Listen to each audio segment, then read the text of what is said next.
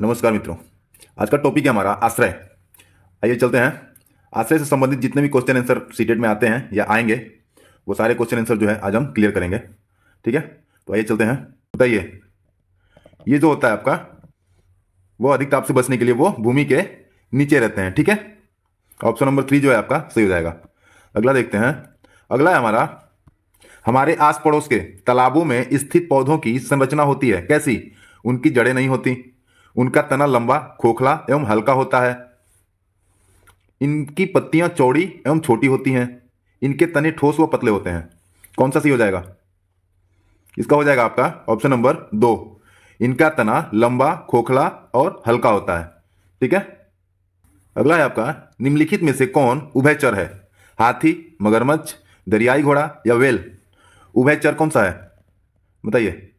इसका हो जाएगा आपका मगरमच्छ। ऑप्शन नंबर 2 जो है वो सही हो जाएगा। अगला देखते हैं।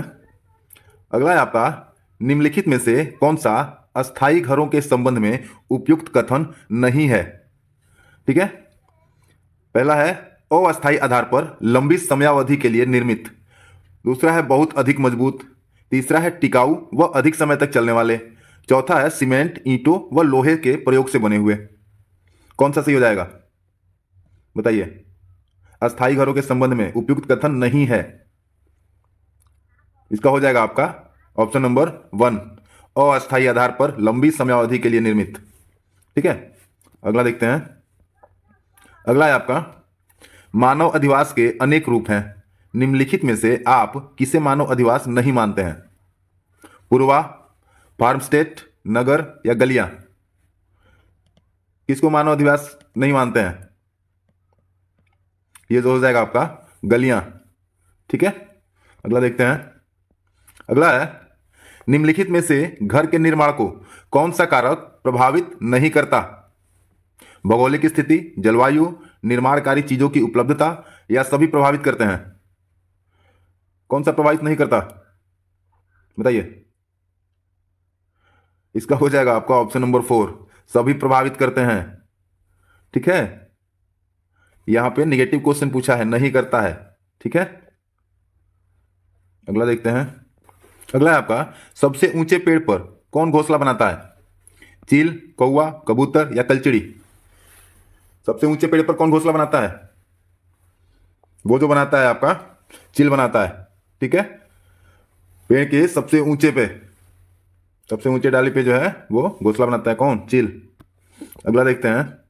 अगला है, नगरीय अधिवास में निम्नलिखित में से कौन सी विशेषता नहीं मिलती है? श्रम विभाजन, पेशों का विशेषीकरण, सामाजिक समानता या सामाजिक असमानता? कौन सी विशेषता नहीं मिलती है? वो जो है आपका पेशों का विशेषीकरण जो है वो नहीं मिलता है। ठीक है, अगला देखते हैं। अगला है, चांगपा जनजाति, चांगपा जनजाति के द्वारा बनाए जाने वाले अस्थायी निवास, आश्रय बोलते हैं जिसको, को क्या कहा जाता है? रेबो, रेनबो, मोगेम्बो या सोगेम्बो? क्या बोला जाता है? जो चांगपा जनजाति जो बनाते हैं अस्थायी रहने के लिए जो घर बनाते हैं उसे क्या कहते हैं? उसे कहते हैं आपका रेबो। ठीक है, ऑप्शन नंबर 1 जो है सही हो जाएगा। अगला देखते हैं। अगला है, कश्मीर में पाई जाने वाली नक्काशी रहित हाउस बोट कहलाती है क्या? शिकारा, डोंगे, रेबो या इग्लू? क्या कहलाती है? वो जो कहलाती है वो आपकी डोंगे कहलाती है। ठीक है, ऑप्शन नंबर 2 जो है सही हो जाएगा। अगला देखते हैं। अगला है, झोपड़ी की छत में लकड़ी के फट्टे को दीमक से बचाने के लिए बीच में कौन सी लकड़ियां प्रयुक्त की जाती है बताइए? नीम, कीकर, नीम और कीकर या इनमें से कोई नहीं? कौन सी लकड़ियों का प्रयोग किया जाता है बताइए? इसका हो जाएगा आपका नीम और कीकर, दोनों किया जाता है। अगला देखते हैं। अगला है, घरों में बच्चे रहते हैं कैसे? सुरक्षित, असुरक्षित, सुरक्षित और असुरक्षित दोनों या इनमें से कोई नहीं? घरों में जो बच्चे रहते हैं वो सुरक्षित रहते हैं। ठीक है, ऑप्शन नंबर 1 जो है वो सही हो जाएगा। अगला है आपका, किसी जीव का परिवेश जिसमें वह रहता है क्या कहलाता है? आवास, आश्रय, आश्रय या आवास दोनों या इनमें से कोई नहीं? क्या कहलाता है वो? वो जो कहलाता है आपका आश्रय और आवास दोनों कहलाता है, यानी ऑप्शन नंबर 3 जो है आपका वो सही हो जाएगा। अगला देखते हैं।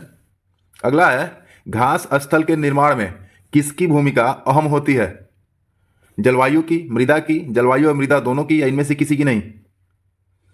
इसमें घास स्थल के निर्माण में जो होती है वो आपकी जलवायु की भूमिका होती है और मृदा की भूमिका होती है, ठीक है, यानी ऑप्शन नंबर 3 जो है आपका वो सही हो जाएगा। अगला देखते हैं। अगला है आपका सुमेलित करना है, थोड़ा सा छोटा कर देते हैं इसको। आइए, ये कह रहा है प्रमुख घास स्थल और संबंधित देश, ठीक है, दोनों को आपस में सुमेलित करना है, मिलाना है, ठीक है। कैसे होगा? कंपोस कहां से है? ये ब्राजील से, ठीक है, और ये लानोस जो है वो आपका वेनेजुएला से है, पेम्पास जो है अर्जेंटीना से है, और वेल्ड जो है आपका वो दक्षिण अफ्रीका से है, ठीक है। ये जो है आपका सीधा सीधा है, ठीक है। इसका हो जाएगा आपका ऑप्शन नंबर 1 सही हो जाएगा। अगला देखते हैं। ये भी आपका सुमेलित करना है। बकरी, बकरी को किससे सुमेलित करिएगा? बाड़ा, दड़वा, जंगल या मांद? कहाँ रहती है बकरी? वो जो रहती है आपकी किसमें रहती है? बकरी जो है वो बाड़ा में रहती है, ठीक है। मुर्गी दरवा में रहती है, दड़वा जिसको बोलते हैं, और हाथी कहाँ रहता है? जंगल में, और शेर अपनी मांद में रहता है, ठीक है। इसका भी ऑप्शन नंबर 1 जो है आपका सही हो जाएगा। समझने के लिए सीधा सीधा दिया गया है ताकि कंफ्यूजन ना हो, बाकी एग्जाम में तो कंफ्यूजन होता ही रहता है। अगला देखते हैं। अगला है आपका लद्दाख के लोग अपने घरों की निचली मंजिल का उपयोग किस लिए करते हैं? लद्दाख के बारे में पूछा गया है। खाना बनाने के लिए, मेहमानों को ठहराने के लिए, सामान और जीवों को रखने के लिए, या सभी के लिए? किसके लिए करते हैं निचली मंजिल का उपयोग? किसके लिए करते हैं? वो जो करते हैं आपके खाना बनाने के लिए भी करते हैं, मेहमानों को ठहराने के लिए भी करते हैं, सामान और जीव जंतुओं को भी रखने के लिए करते हैं, ठीक है। ऑप्शन नंबर 4 जो है आपका वो सही हो जाएगा। अगला देखते हैं। अगला है पर्वतारोही 2 तह वाली प्लास्टिक शीट से अपना टेंट बनाते हैं, क्यों? ताकि उन्हें कोई देख ना ले, वे भूस्खलन से बच सकें, उन्हें ठंड ना लगे, या इनमें से कोई नहीं? बताइए, 2 तह वाली प्लास्टिक शीट से अपना टेंट क्यों बनाते हैं? क्योंकि उन्हें ठंड ना लगे, ठीक है। अगला है, ये भी देखिए आपको कूट करना है। ऋतु प्रवास के बारे में कौन सा कथन सत्य है?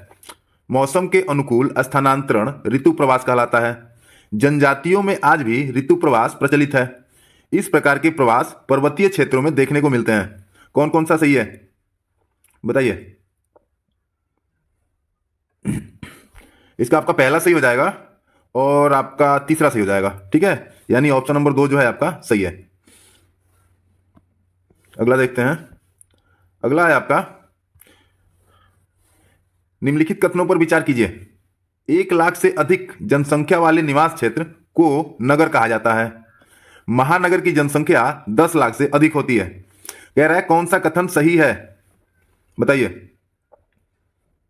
भाई ये दोनों सही है। 1 लाख से अधिक जनसंख्या वाले निवास क्षेत्र को नगर कहा जाता है, ठीक है, और 10 लाख से अधिक जो होता है वो महानगर की जनसंख्या होती है, ठीक है, यानी कि आपका ऑप्शन नंबर 3 जो है वो सही हो जाएगा। अगला देखते हैं। अगला है आपका, ये भी देखिए थोड़ा छोटा करना पड़ेगा, चलिए आइए। निम्नलिखित कथनों पर विचार कीजिए। इस प्रकार के गांव पर्वतीय ढालों पर सटे सटे और दूर दूर बसे होते हैं, जो ढाल के अनुसार विभिन्न ऊंचाई तलों पर बने होते हैं। कई स्तरों में इसका निर्माण होता है। इस प्रकार के आवास परिसर हिमालय, आल्प्स, रॉकी तथा एंडीज के क्षेत्र में पाए जाते हैं। अब कह रहा है उपरोक्त विशेषताएं किस प्रकार की ग्रामीण बस्तियों के प्रतिरूप को निरूपित करती है बताइए? रेखीय प्रतिरूप को, अरीय त्रिज्या प्रतिरूप को, सीढ़ीनुमा प्रतिरूप को, या चौकोर प्रतिरूप को? किसको करती है बताइए?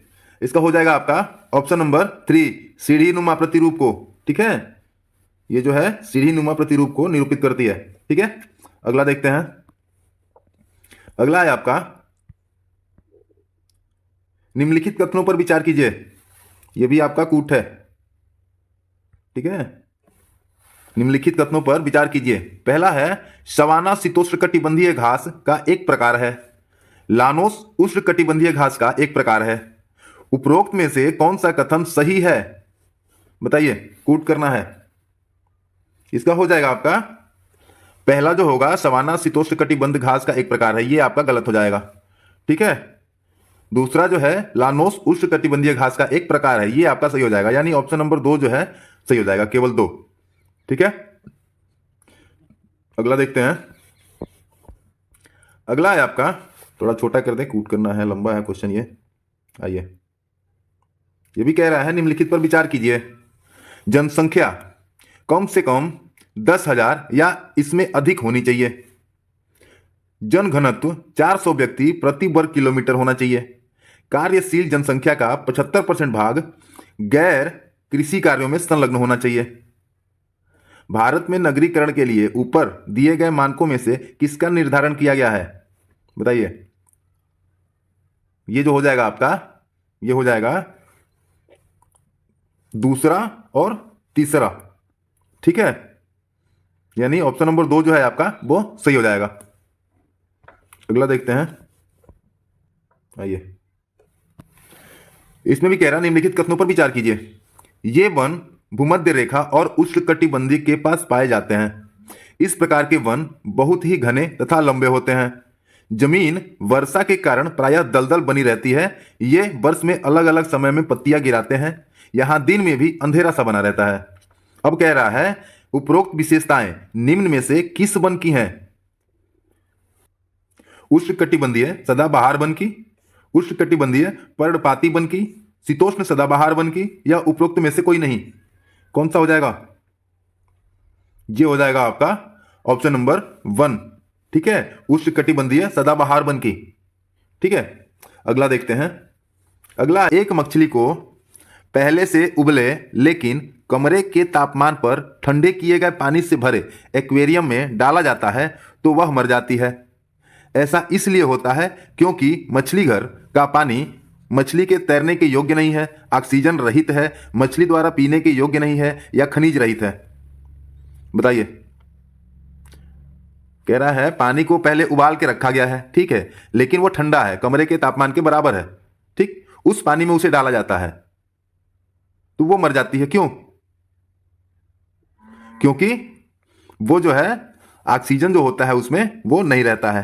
ठीक है, इसलिए वो मर जाती है। अगला देखते हैं। अगला है आपका, निम्नलिखित में से लेह लद्दाख के मकानों की विशेषता चुनिए।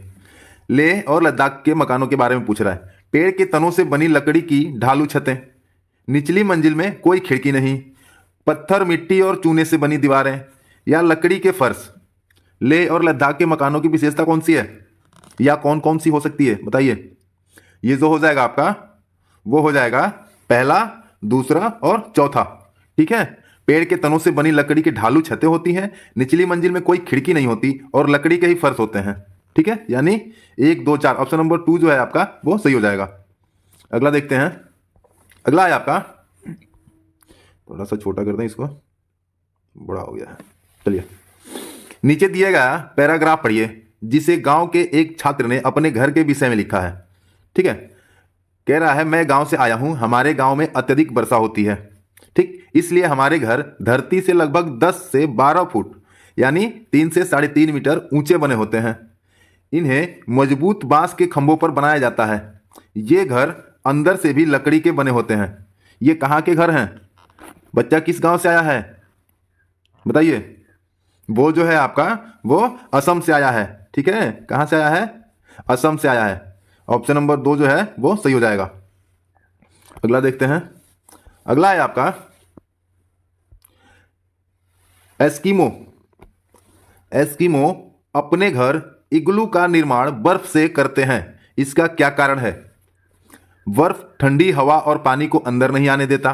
बर्फ की दीवारों के बीच मौजूद हवा अंदर की गर्मी को बाहर जाने से रोकती है। बर्फ मुफ्त में मिलती है, अन्य सामग्री की कीमत अधिक होगी। ध्रुवीय क्षेत्रों में केवल बर्फ ही उपलब्ध है। किस कारण से करते हैं वो? इग्लू का निर्माण जो होता है वो बर्फ से ही क्यों होता है? क्योंकि बर्फ की दीवारों के बीच मौजूद हवा अंदर की गर्मी को बाहर जाने से रोकता है। ठीक है, ऑप्शन नंबर 2 जो है वो आपका सही हो जाएगा। अगला देखते हैं। अगला है आपका ग्रामीण क्षेत्र कि मकानों के ढांचे वहां की जलवायु की स्थिति से संबंधित होते हैं। एक गांव के मकानों के लक्षण नीचे दिए गए हैं। मकान मजबूत बांस के खंभों पर बने होते हैं। अंदर से भी मकान लकड़ी के ही बने होते हैं। मकान जमीन से लगभग 3 से 3.5 मीटर ऊंचाई पर बने होते हैं। मकानों की छतें ढालू होती हैं।